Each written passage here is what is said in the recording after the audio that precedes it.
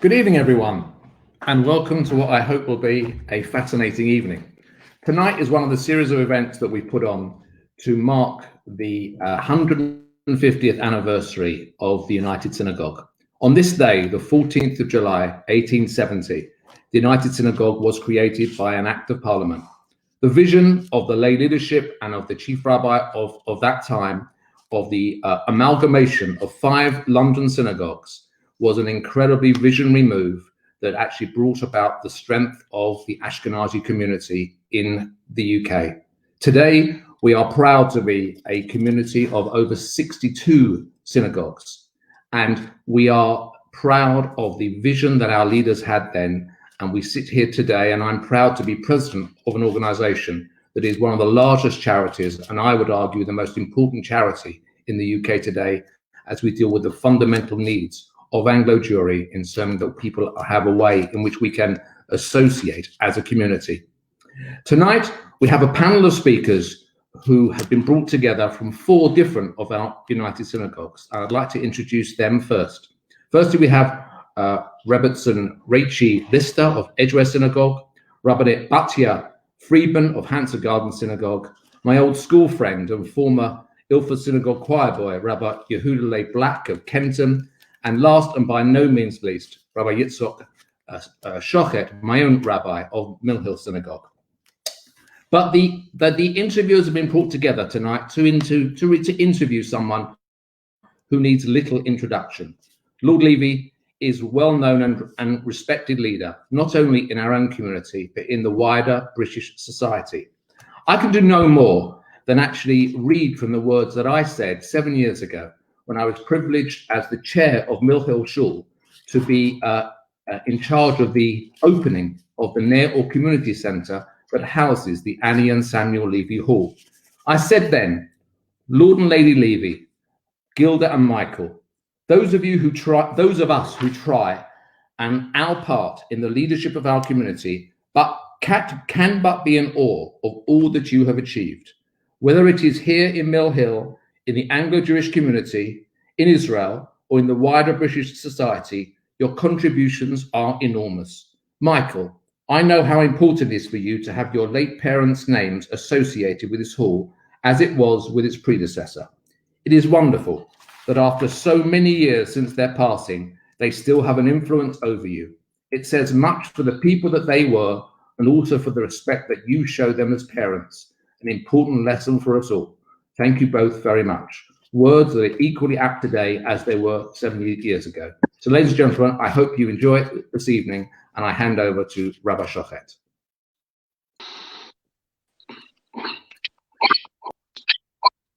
Firstly, thank you, Michael Goldstein, for opening up this evening, and with those especially warm and indeed, as you say, apt words.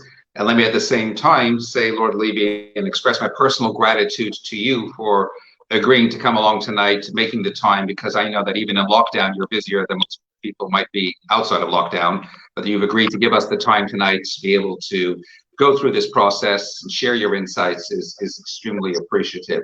So I guess it's only appropriate to jump right in and begin with the here and now. I mean, COVID-19, coronavirus, it's been mad, it's been chaotic. The first and foremost question, and really in 3 parts, is above all else, how are you? What has been your biggest challenge during these last several months? What is your view of the government handling of it, and where do you see us all heading? Well, thank you. Firstly, Mazel Tov to United Synagogue, excuse me, on its 150th anniversary, and to you, Michael, a very dear friend. We're very proud that one of our own here in Mill Hill is president of the United Synagogue, and you're doing a terrific job. Rabbi Shochet, you're my own Rav, and therefore it's a privilege to be questioned by you, and let me deal with your question. This has been a very, very difficult period. I have lost 4 people during this time that have passed on that were friends. One of them, one of my dearest friends for the last 50 years, Michael Goldmeyer, whom 2 out of 4 Friday nights we had Shabbat dinner together. He was with us just 3 weeks before he died for Shabbat dinner with Philippa.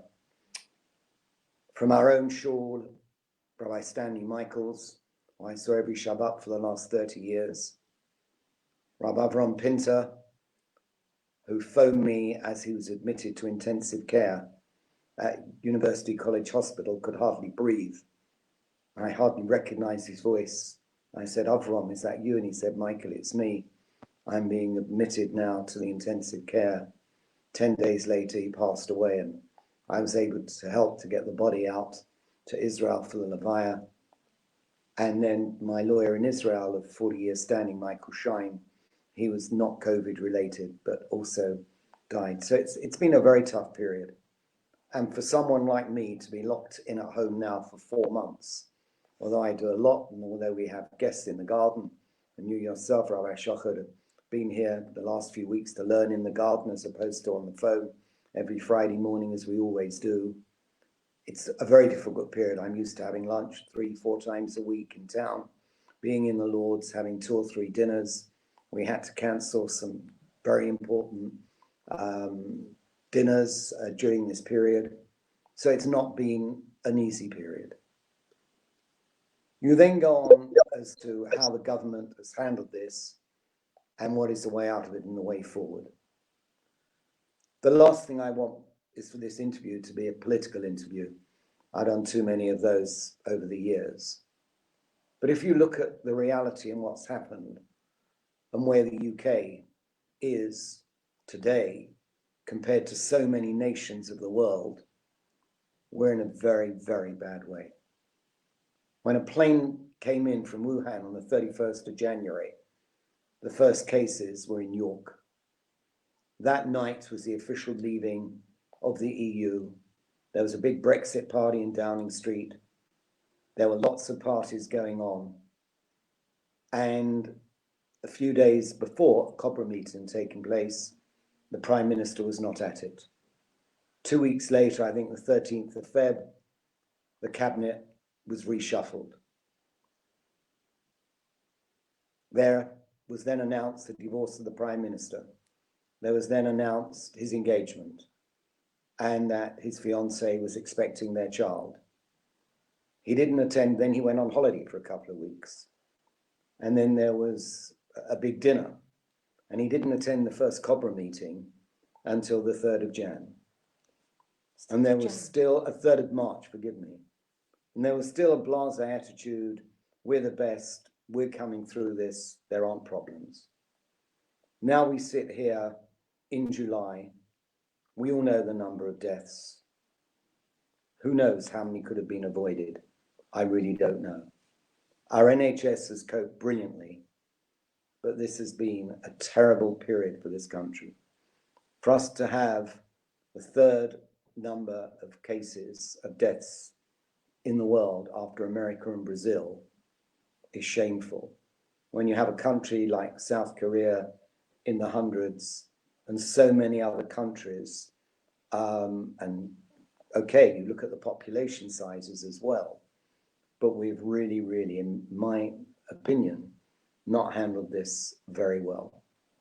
I'm not saying another party in power would have been that much better.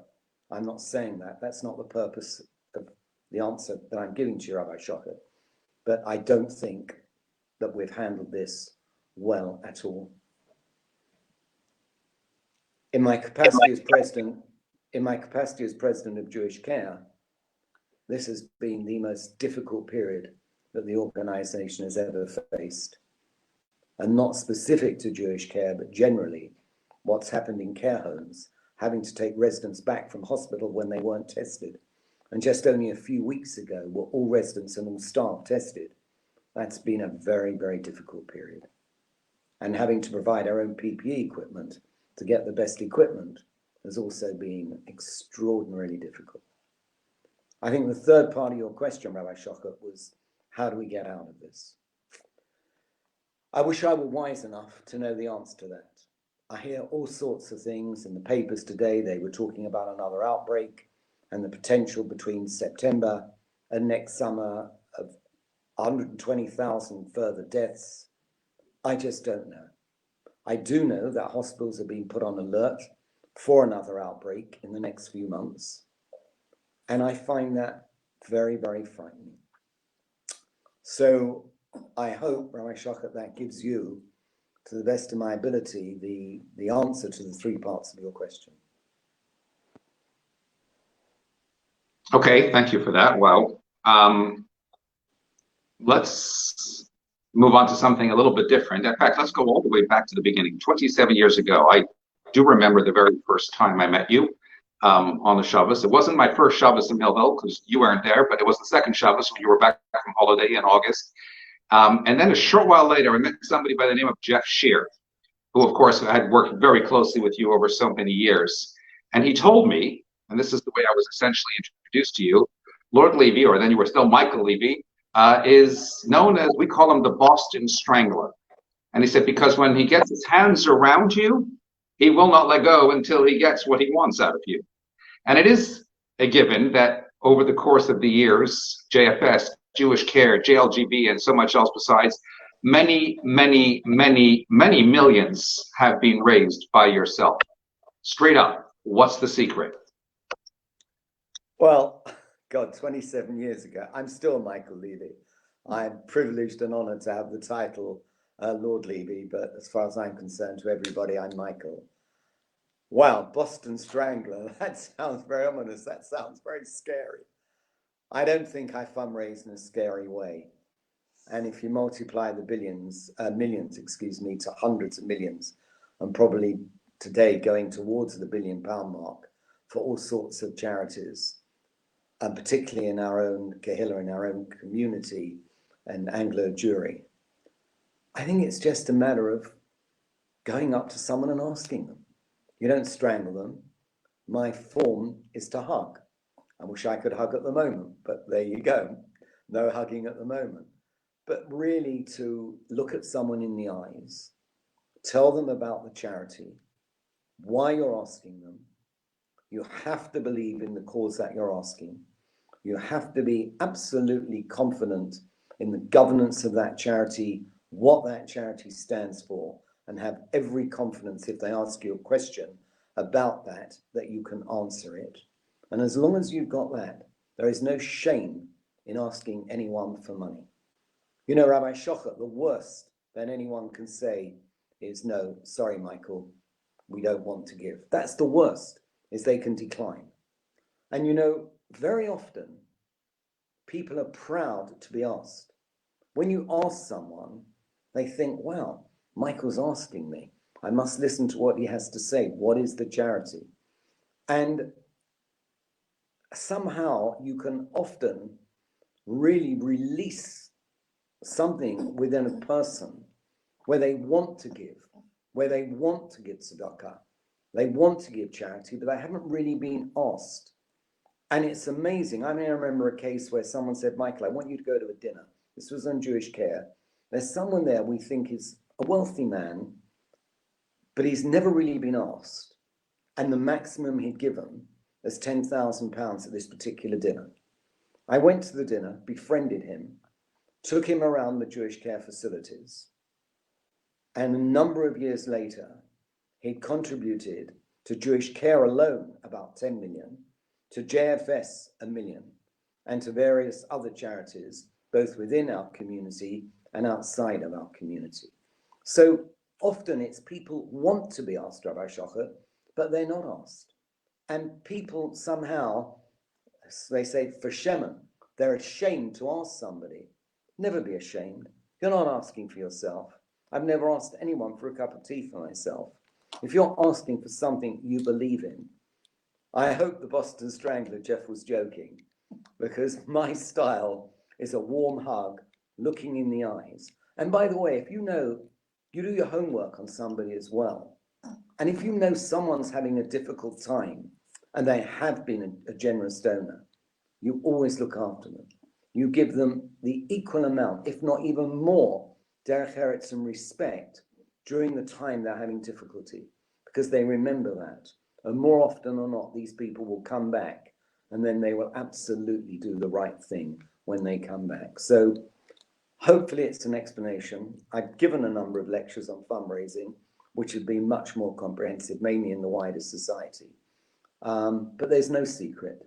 It's about asking, and asking with respect, asking with dignity, and the worst that can happen is someone is going to say no. Thank you for that. Yes, it was obviously said at the time, just he was reflecting on your unique accomplishments, if I understood you correctly, because I was going to ask. It's obviously near the £1 billion mark of what you've managed to raise over all this time, which is unbelievable. But I want to finish with this question before I hand over to the next interviewer. That is simply that there is a mindset, obviously, in the generation from which you have largely raised that are more traditional in terms of their giving, that stuck a concept, etc. Is there a very real concern, or is there already evidence, in fact, that as we go into the next generation, which is arguably younger, more spoiled, millennials, or whatever it is, boomers, and whatever they may be called, who for a start sometimes end up having to share the wealth amongst their siblings, but are perhaps, you can correct me if I'm wrong, less inclined to give? And if that is the case, does that pose a greater problem going forward? Right, Shocha, that's a very interesting question that certainly I've sat around many tables where that same question has been asked. I like to believe that every generation will have its own qualities and will deliver in a different way.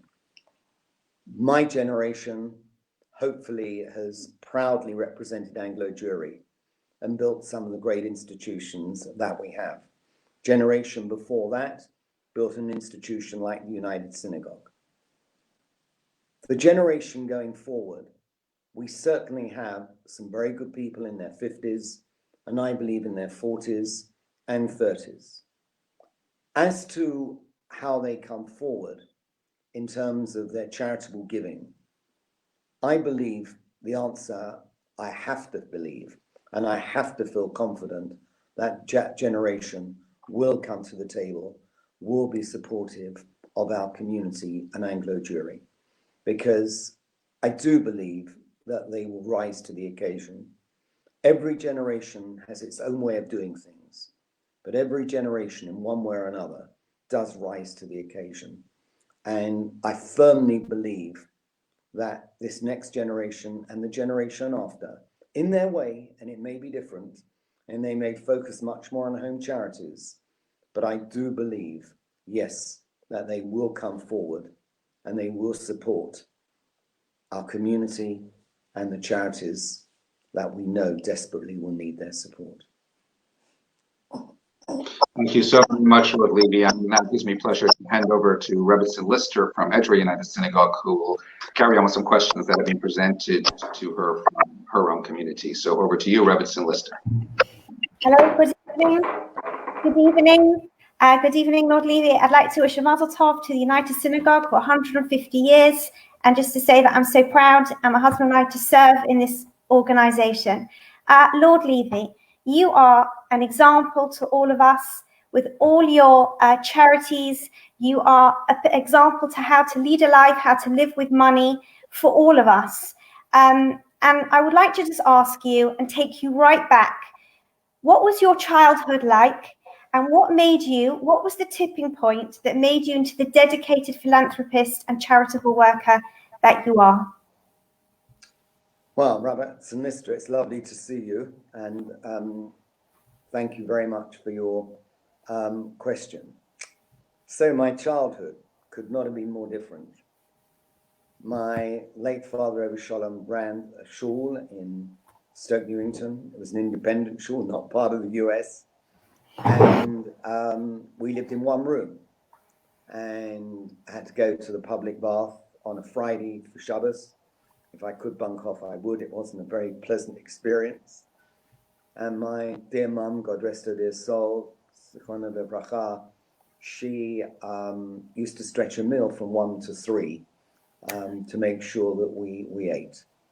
I went to school, had to go to Cheder Hebrew classes Monday, Tuesday, Wednesday, Thursday evening after school, had to learn with a Rob on Shabbos afternoon, and then had to go to Cheder Sunday morning for 3 hours.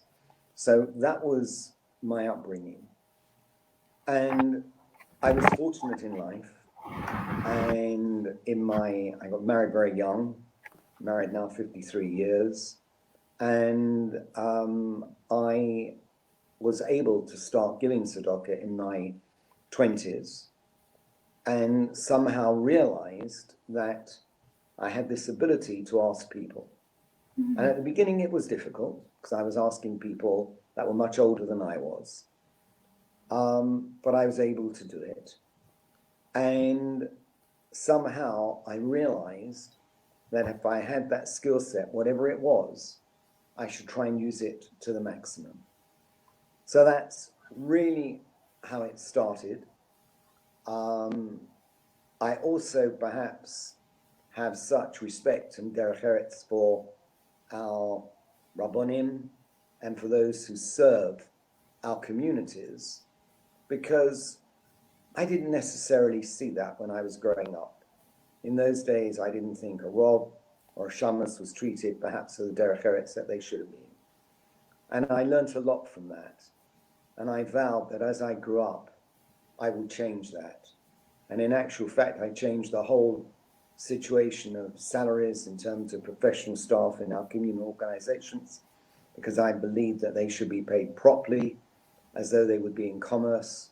And I think it's very important that lay leadership absolutely respect those who dedicate their lives to our community, whether it's our rabbonim, whether it's our professionals in our community life.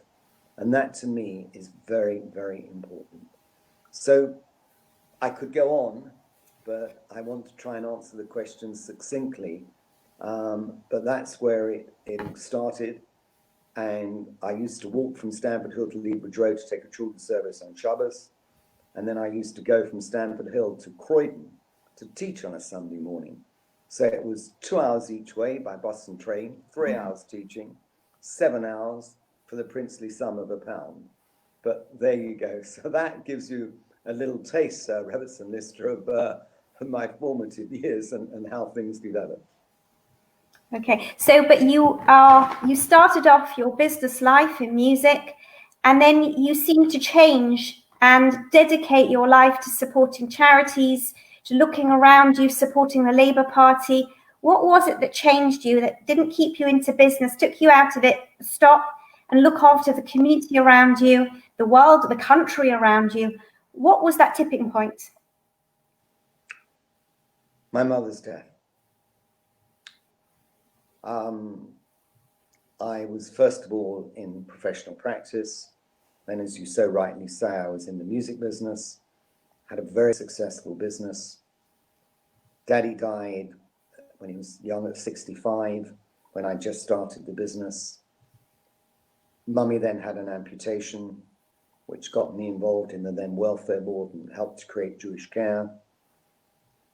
And then Mummy went into coma, and I sat with her every day, and I felt she gave me a message: Michael, change your life. And after the shloshim, after the period of mourning, I actually phoned my lawyer and said, although he was on my board of directors, I want a private dinner. And I said, I'm selling out. And he said, what do you mean, Michael? Now's not the time. I said, it doesn't matter. It's not the money. I want to change my life. I felt that she couldn't talk to me. Obviously, she was in coma. I thought she gave me a message: Michael, now's the time to change your life. I didn't know how to interpret it, but my interpretation was that I should get out of the rat race totally in business, not just fight for that every day, but try and make a difference. And that's, although I did start another business, I never had my heart in it and sold it fairly quickly. I really then decided that helping the community, and in those days helping Israel, I was one of the 2 governors on the Sochnut. In those days, the then head of Marks and Spencer was the co-governor with me. And I was in those days the world head of Aliyat Tanah, Youth Aliyah. And I just felt that that's where my time was better spent and my energy was better spent. And then I met Tony Blair at a dinner party. I felt that I'd not been involved politically here. Funnily enough, I was more so involved in Israel. I took to him and I thought, we just became friends, Robertson Lister, no one thought he'd be the leader of the Labour Party, let alone the Prime Minister. And one thing led to another. And if you'd have said to me, as a young kid growing up in Stamford Hill, the son of the Shamus, that one day you'd be in the Lords and one day you'd be tantamount Foreign Secretary and the personal envoy of the Prime Minister, I'd have said, you know, you just had a little too much to drink. So you never know what's going to happen in life. And when I've spoken to youngsters and youth, always take every opportunity, grasp it, because you never know where that will lead. But this really started when my late mother, who I worshipped, basically gave me that message when she was in coma. And I am Ben Yochid, I'm an only child. And it was all very traumatic. It was actually before Rabbi Shochet's time when Rabbi Cutler was in our shul. And I took a call on Rosh Hashanah from the hospital. The phone never rings on Rosh Hashanah. Could you please get to the hospital as soon as possible? And I said, Mummy knows I'm not coming for 2 days. It's our Jewish New Year. No, you don't understand. We're going to have to amputate in a few hours her arm. Oh. And I went to shul, said some Tehillim, and then got to the hospital. Met my doctor there and came as well. We had a few dried biscuits for our Rosh Hashanah lunch, and her arm was amputated. And that, frankly, that changed my life completely. You have done her proud. Lord Levy, I've heard you speak about the great good that can come out of the connection of the public sector, the business sector, and the voluntary sector.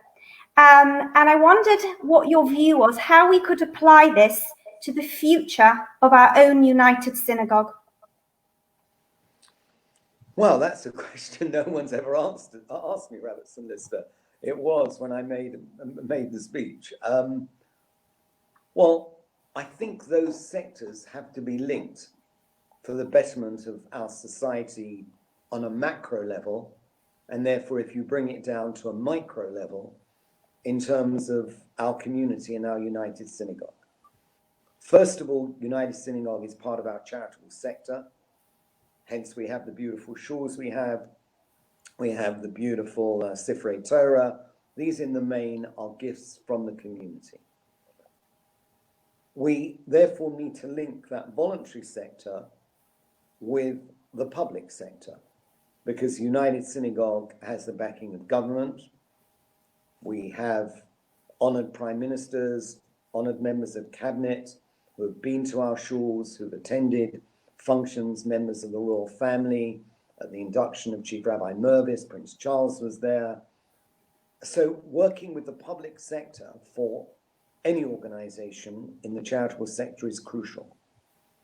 And then basically, if you're looking at the wider world and the commercial sector, this is where money is made. This is where business operates.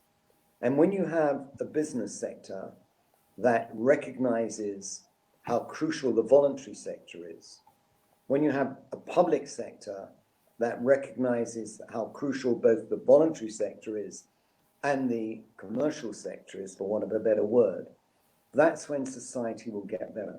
When each of those three arenas dovetail, it means we have a society that cares. Not a neglected voluntary sector, not a neglected public sector, and not a rampant commercial sector, but three sectors that can dovetail, work together for the betterment of our society. That's when I believe our society generally and our country specifically will be at its best. That's why I said that in that speech, and I still believe it, Robertson Lister, to this day. And many years later, I think that maiden speech, wow, was 23 years ago. Yeah, I can see it's resonated, and it resonated with me. My final question before I hand over to Rabbi Black is, what message would you have for our young United Synagogue volunteers going forward, to our volunteers going forward, to be able to recruit the younger generation? It's a very interesting question. First of all, it is so important that we get our youngsters turned on. We need to make Shabbat and Chagim more vibrant, more inspirational. A long time ago, I actually took the children's services at Mill Hill. And I remember, sort of things I did were very different. Pop quizzes, fun on Shabbat. And I think, although we need to get the message over why it's Shabbat, why it's a Chag, we also need to get the youngsters turned on to coming to shul, turned on to knowing that helping others is an important part of our lives. And that is so, so important. And today we're blessed with many inspirational young Rabbanim and young Rebbetzins, if I may, young, people involved in our shuls. And we have to lay the foundations for these youngsters to take over. They are our future. That was the reason I decided to become the president of JLGB, which is now the youth movement in Anglo-Jewry by a long shot. And to me, I get very inspired by seeing youngsters taking part.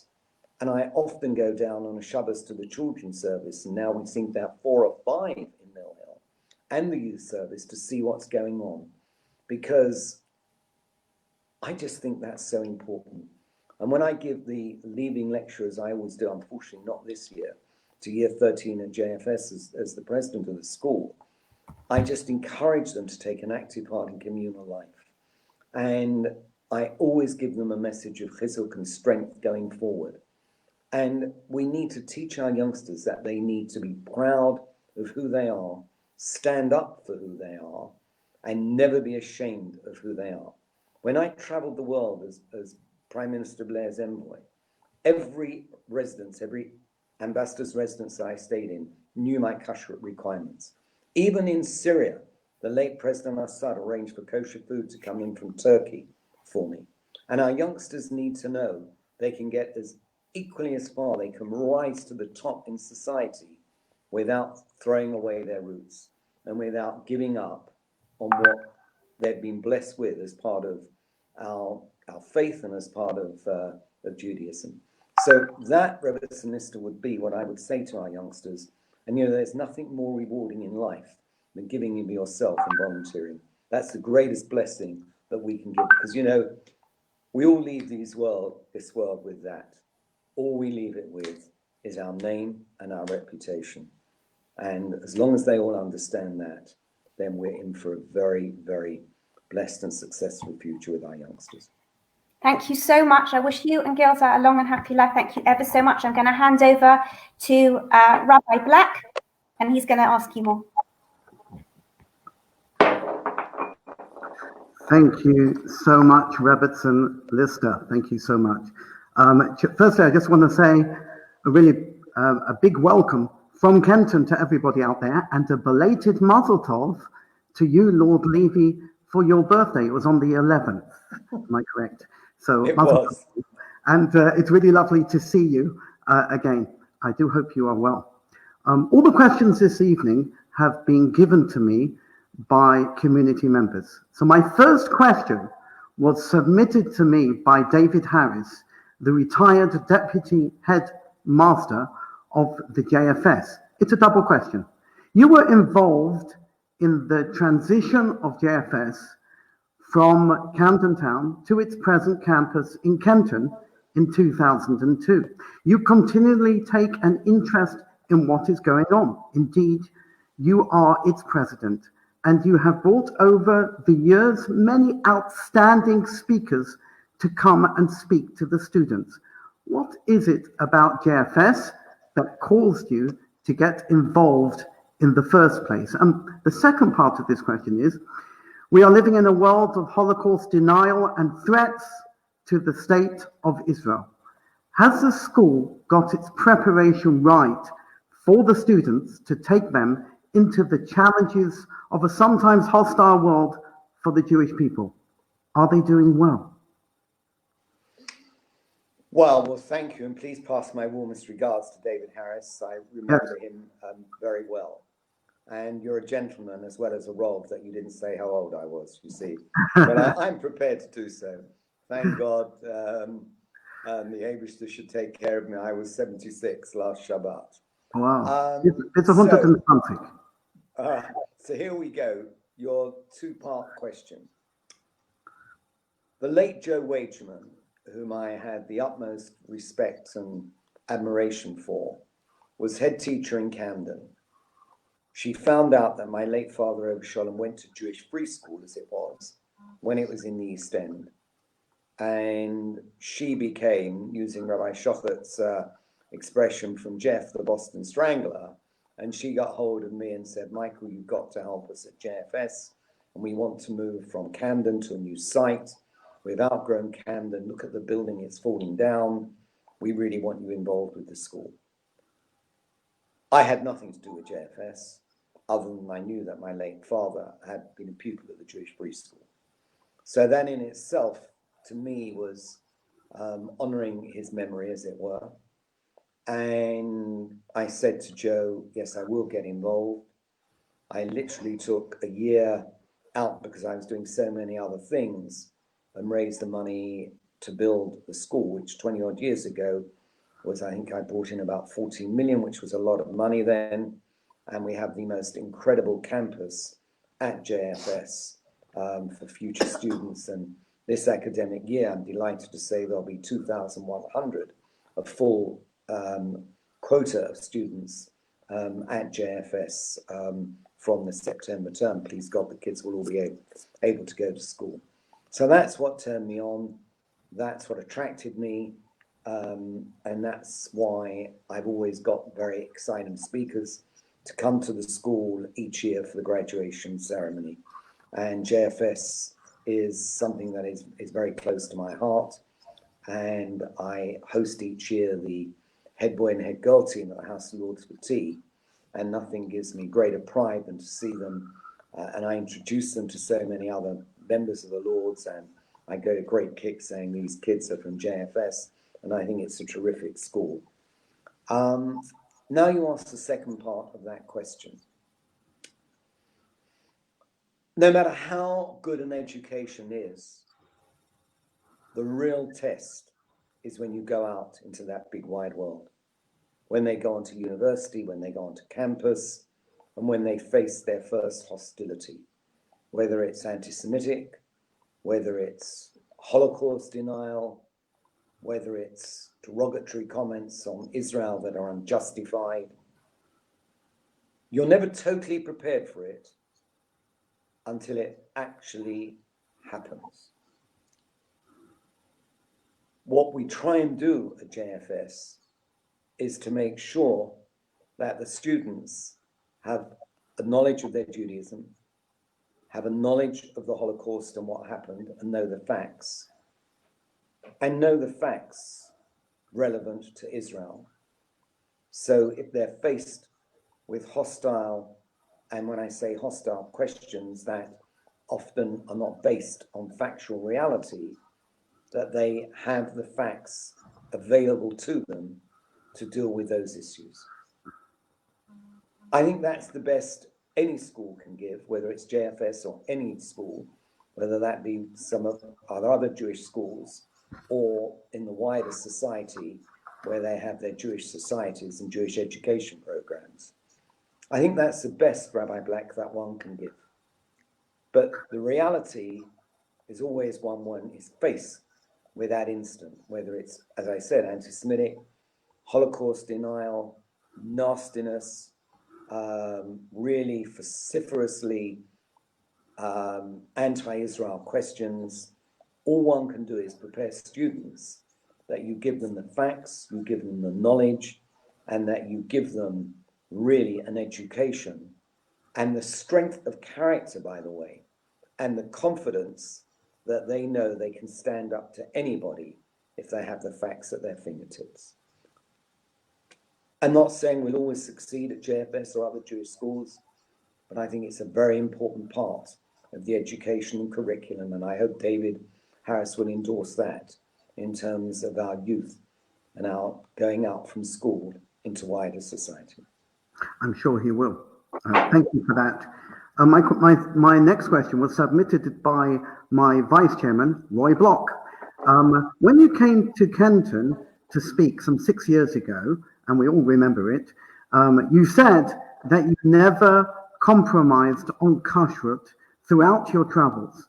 You always kept kosher. When you met such personalities as Yasser Arafat, etc., how did you make sure that your kashrut requirements were kept to the full? Wow. If you're saying to me, Rabbi Black, did I travel with the mashgiach? No. I didn't have my own personal shoma with me. No. And obviously you have to do your best. I always said I'm vegetarian, therefore no meat could be served, no shellfish or anything like that. There were vegetables that were served to me. As I said, in Syria, they actually did bring in kosher food, although from Turkey, although it wasn't exactly great. Every embassy knew my dietary requirements up front, where I obviously stayed in the residence of the ambassador. But it's amazing, Rabbi Black, the respect you get with these leaders when they know your requirements and they know that you stick to your principles and they have an understanding. And when Gilda and I went to number 10 often for dinner with the Blairs, with Tony and Cherie when he was Prime Minister, and as I call it, the flat above the shop in the flat above number 10, he loved Gilda's cooking, and very often Gilda used to take the food, heat it up in the flat, and that's how we did it there, so it was very easy. I remember on one occasion, he actually, the number 10 phoned through to the office and say, will you tell Lord Levy, Lady Levy doesn't need to bring food, the Prime Minister's arranged kosher food. And in actual fact, it was very top of the range. Tony Page catered a dinner for the four of us. And I'll never forget this because Tony likes to run in the kitchen, get a beer before he had dinner, ran in the kitchen, came out white. There was a mashgiach in the kitchen, netted up with netting over his beard. And Tony literally came out and said, Michael, I don't know if I can do this again. I thought Al-Qaeda had got in our kitchen. But I didn't travel with a showman. I didn't travel with a mashgiach. All one can do, Rabbi Black, is to do the best one can. And I have to say, I can't think of one incident where respect wasn't shown for my dietary requirements. Now, am I going to say the plate didn't have something on it before I had a vegetable on it? I wouldn't go that far. That would be ludicrous. But I did my best in every possible way, and I think that is the best one can do. But just another amusing anecdote with Arafat: the highest honor you can give a guest in that world is to take some food from your plate and put it on your honored guest plate, and that's what he did. And I have to tell you, I couldn't eat it. I just played around with the food, made out I was eating, but just couldn't eat it. That was just that little bit too far. So there are a number of amusing anecdotes. I'll limit myself just to a few, but there's the answer to your question. I did my best is a truthful answer. That was a worthwhile anecdote. Thank you very much. I have one more question from Shana Kinsley. This one's a difficult one.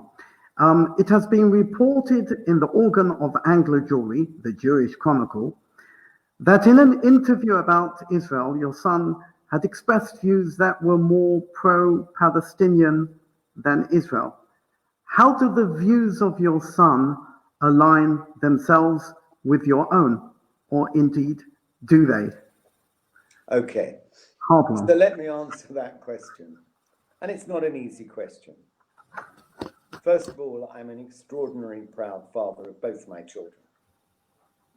And perhaps let me explain to the questionnaire, the person who asked the question, as follows. Daniel went through Northwest London, Habs, and then was a double first in Cambridge. He decided he wanted to devote his career to the good of society and not going to commerce. He was then at UJS and became the first British young man, or woman for that matter, to become the world head of the World Union of Jewish Students, and went to Israel. He then decided to make Aliyah, and he then went into the Israeli army. He then ended up in the office of the Prime Minister, and then ended up Chief of Staff in the Ministry of Justice. He then was at the peace talks, the final peace talks on Oslo at Taba. And then he created the Birthright Program, which has been an amazing program. He then was asked to go to the States and went from Israel to the States. He then disappeared for a few months, where he worked on the Geneva Accord, which was the phantom peace agreement between Israel and the Palestinians. He was then head of the Middle East at the European Council of Foreign Relations, and he's now the president of the US Middle East Project. Not reported correctly, that's what it is. And he has some of the world experts, on this subject on his board, from Chuck Hagel to Tom Pickering, the chair, to the former head of Mossad, Ephraim Levy, former Foreign Secretary Shlomo Ben-Ami. And these people absolutely had the utmost respect for Daniel, what he stands for, and what he's trying to do. He's an amazing young man. He's always given myself and Gilda the utmost derech eretz and respect, and honor kibbud of the aim, respecting parents to the maximum. And as far as I'm concerned, what Daniel is doing to try and help with peace in the Middle East, and sometimes that means being critical of Israel. Number one, he's a man in his own right, he's 52 years old. And number two, he is entitled to his views, and what he does and how he does it, I absolutely have the utmost respect for. Thank you very, very much.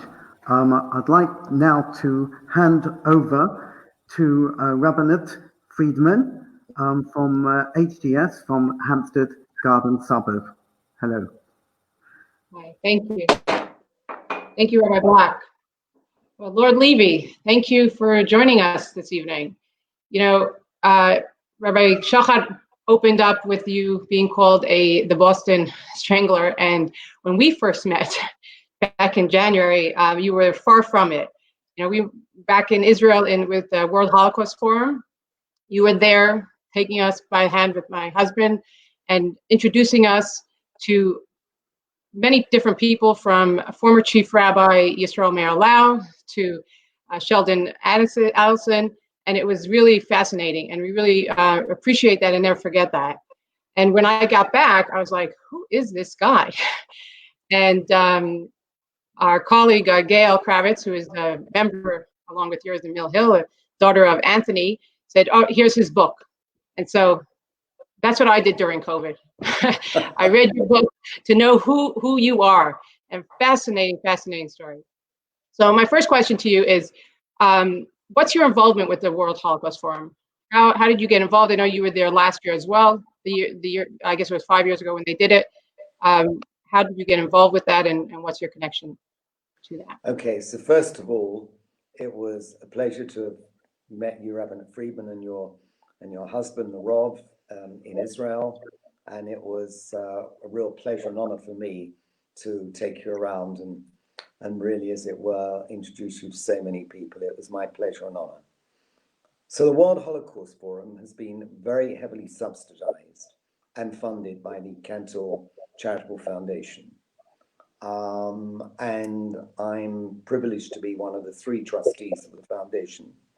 Dr. Moshe Cantor, it's basically his foundation. I'm the only non-family member that's a trustee, and the other trustee is his niece, Luba. And so we are the trustees of a very, I believe today, one of the important charitable foundations. And this is a very important subject to the charitable foundation. And I helped put together that amazing event that took place at Yad Vashem in Israel, one of the most emotional events. Rabbi Friedman, I think if my memory serves me correctly, there were 48 heads of state there, and it was something like I don't think any of us who attended will ever forget. So my association is through the Cantor Charitable Foundation, of which I'm honored to be one of the 3 trustees. Yes, it was definitely a memorable event that will unbelievable. And so, you know, being new to the country, I didn't know your story. I didn't hear the story of Cash for Peerage. And so reading your book was really, really amazing, fascinating read.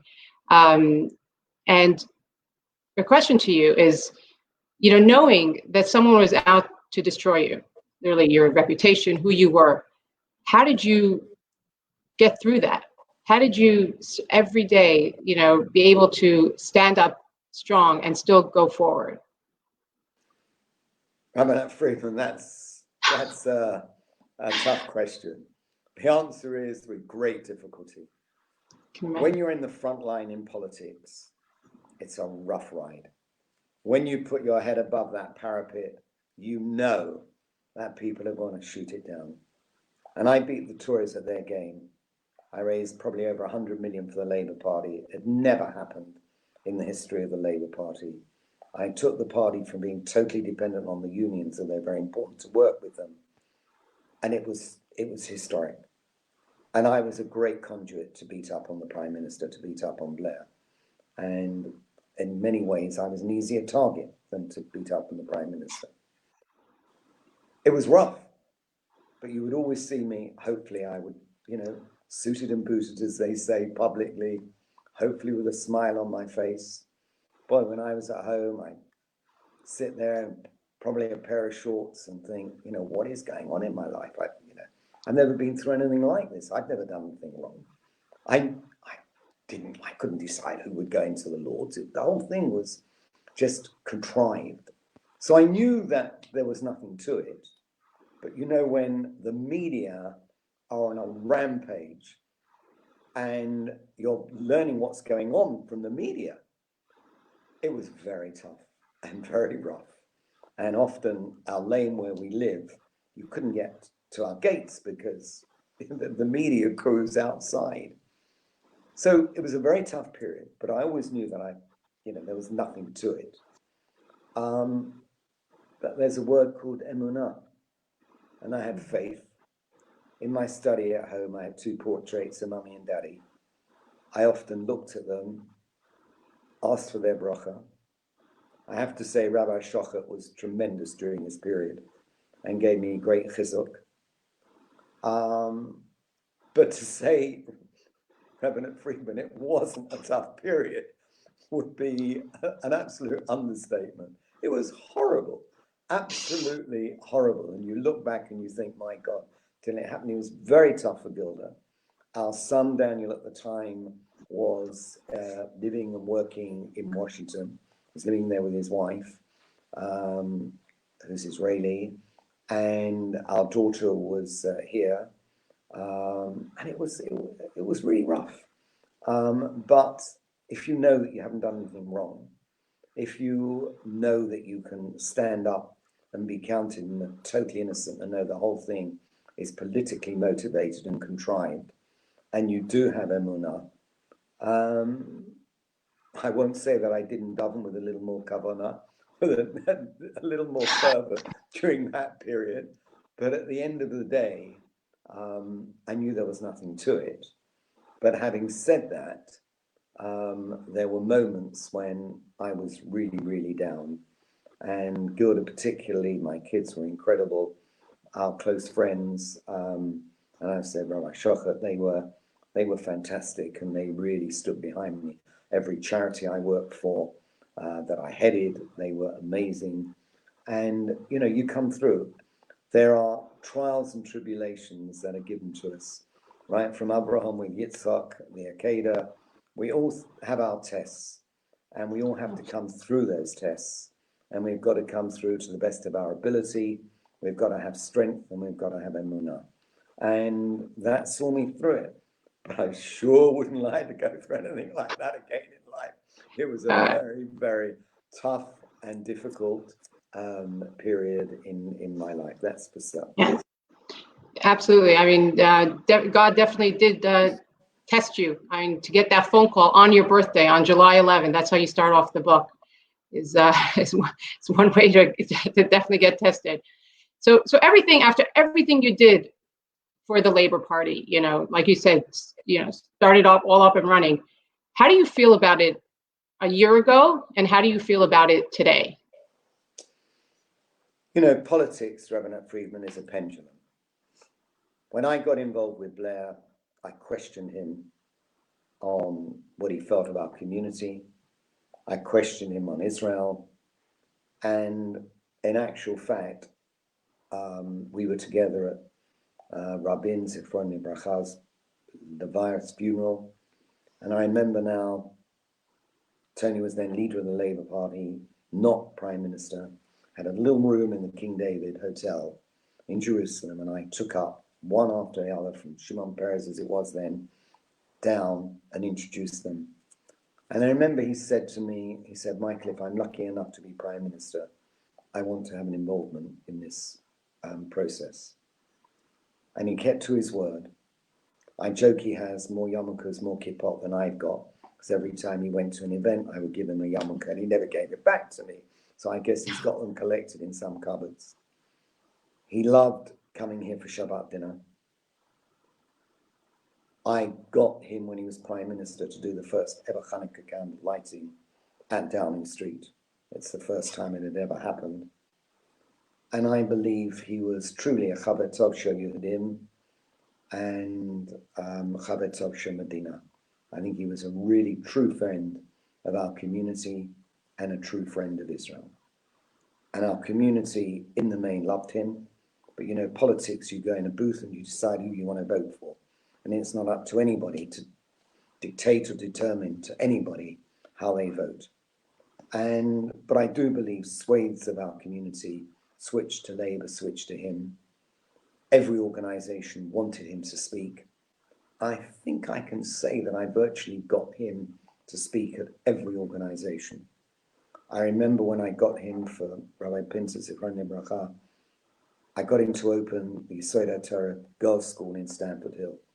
I remember that people in number 10 said, Michael, you're out of your brains. He won't do that.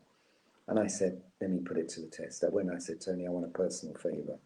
You're going to experience something you've never experienced. It's an ultra-Orthodox girls' school. Rabbi Pinter is an exceptional man. Do this. And he said, well, what does it mean? I said, well, the first thing is, everyone surrounding you is going to have a big black hat. It would just be you and me with these small yarmulkes that I wear that I'll give you.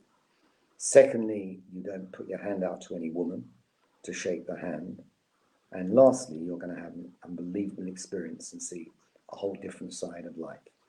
And he said, that sounds a good deal to me, I'll do it. The staff at number 10 thought, oh, I don't know, what's Levy done again?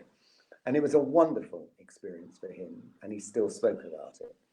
So really, that's merely an example of how he was so solidly behind our community. And I believe was a true friend of Israel. Roll the clock forward. Gordon Brown was a good leader, good to our community, good to Israel. Roll the clock forward. Ed Miliband was probably Parav. He was okay, but certainly not inspirational. Roll the clock forward, and then you have Jeremy Corbyn. One of the most difficult periods in the life of Anglo Jewry in this country with the Labour Party. And now the EHRC, the Qualities and Human Rights Commission report, it's actually out, but one doesn't know the content yet. I think it's going to be another very difficult period when that report officially comes out. And it's been a terrible period. And for me, I made the decision, and I spoke to Tony Blair, and I made the decision that it was right for me to stay in the party. I would have had a few weeks of headlines. I'd have done every bit of media why I left Labour. Instead, I took every opportunity to be critical and vociferously critical of Corbyn. If any of you, those listening in, watching this, saw the interviews that I did, whether it be Today programme, Newsnight, Sky, BBC, whatever it was, I did a lot of media. I could not have been more critical of Corbyn because I really thought he was just not the right leader, and his behaviour pattern was such that it just was very, very bad for our community.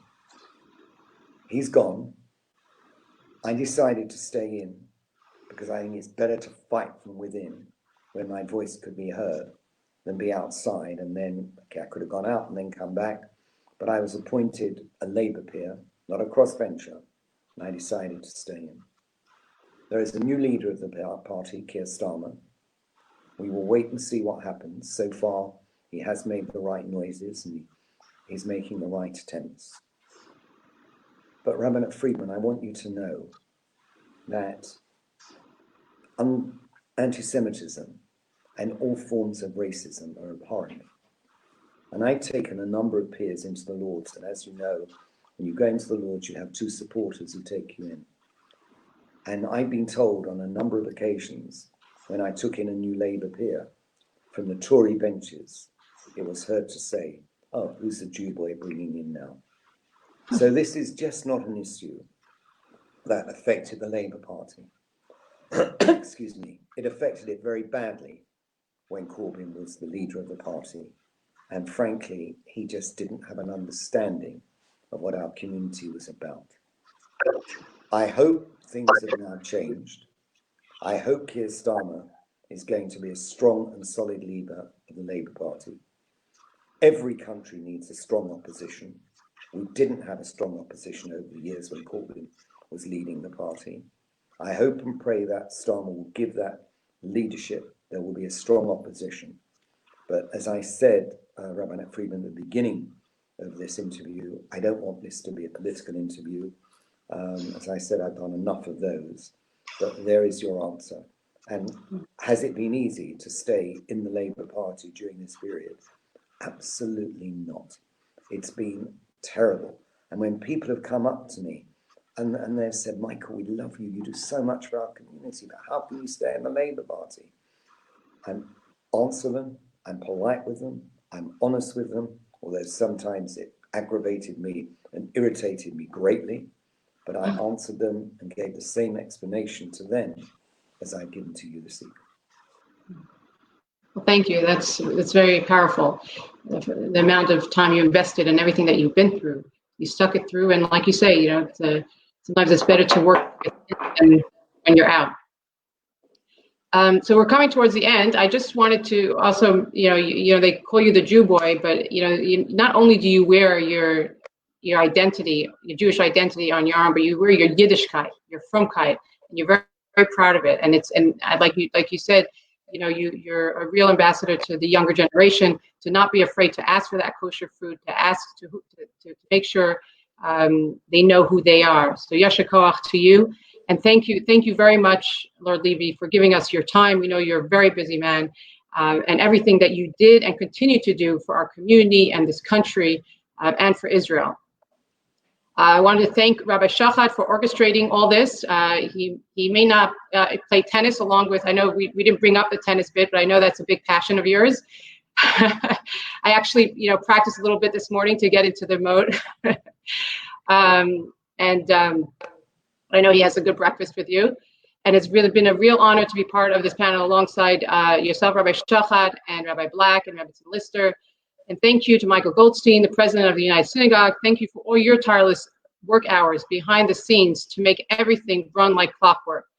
And I also want to mention your late father, Jerry Alav Shalom, whose greatest nachas is really seeing you as president of the U.S. So thank you very much.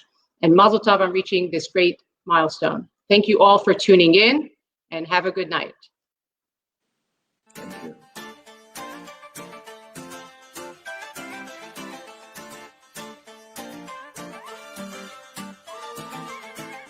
We are United! I am Woodside Park. I am Kingsbury United. We are Stanmore and Cannons Park United. I am Radlett United. We are Palmer Green and Southgate. I am St. Albans. We are Boreham Wood and Elstree Shores. We are Birmingham Central.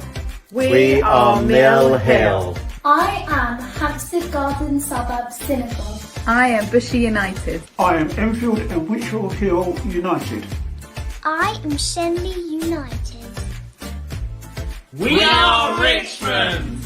I am Mill Hill East Jewish Community. I am Himes Park and Chingford Synagogue. We are South London United. We are Chigwell and Hainault United. I am Hendon United Synagogue. I am Kenton United. I am Highgate Synagogue. We are the New West End. I'm Woodford Forest United. We are Edgware United. We are Cockfosters and North Southgate United. I am Rising United. We are St John's Wood. I am Northwood United. I am Belmont United. We're from Potters Bar United. Hi. From Wembley United.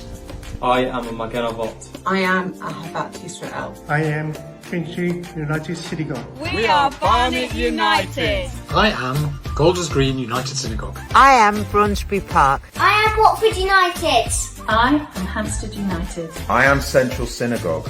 I am Luton United. We are Welling Garden and Hatfield United Synagogue. We are Hackney and East London Synagogue. We are Hadley Wood Jewish Community. We are Cranbrook United. I am Ealing United. I am Kingston and Surbiton United.